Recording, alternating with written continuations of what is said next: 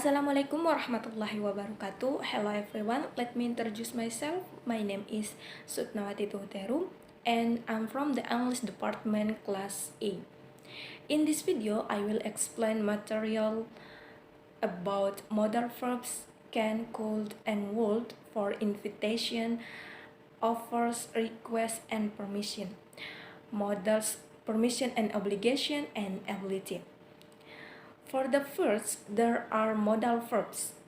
Modal verbs are the type of auxiliary verb that are used with other verbs to add meaning to the verb. After modal verbs, we use the infin from without to.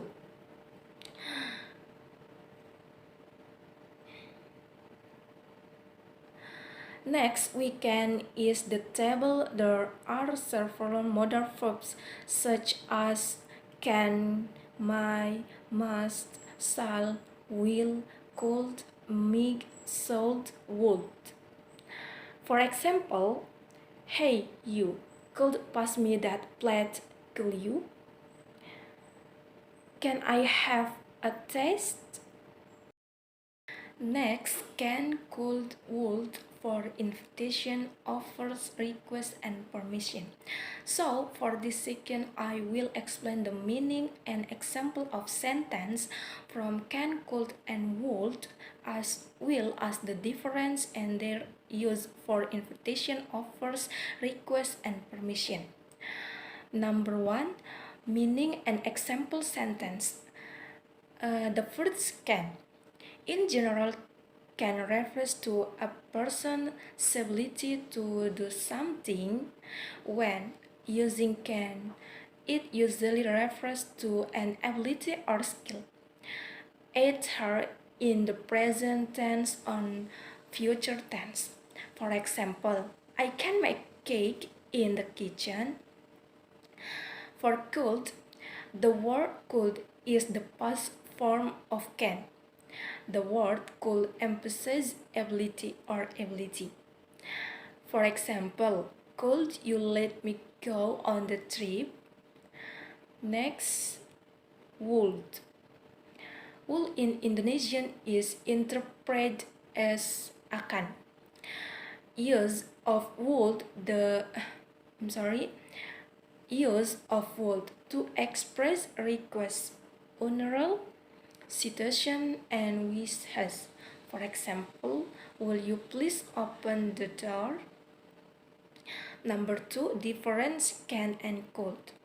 Basically, the meaning of can and could are modal verbs which both have the meaning mampu, dapat, or bisa. The differences is can is used to express abilities in the present while could applies to the past. Next, number 3, ask, can, could, and would for invitation, offers, request, and permission.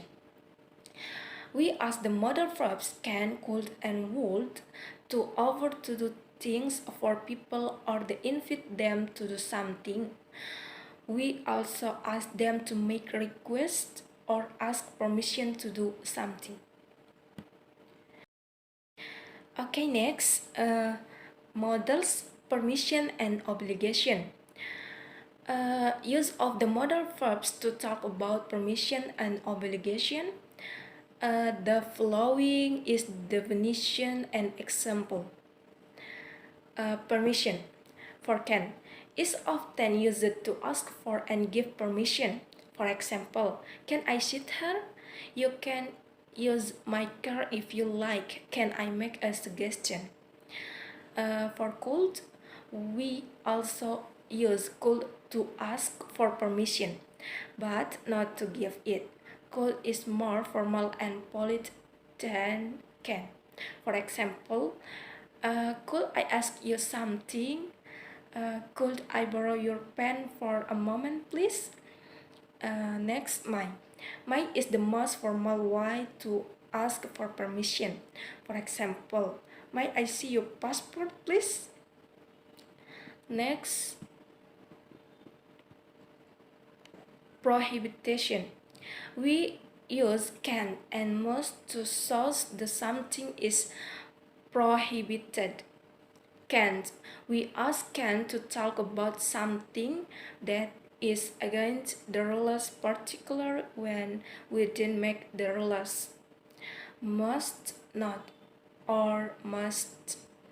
We ask must not to talk about what is not permitted.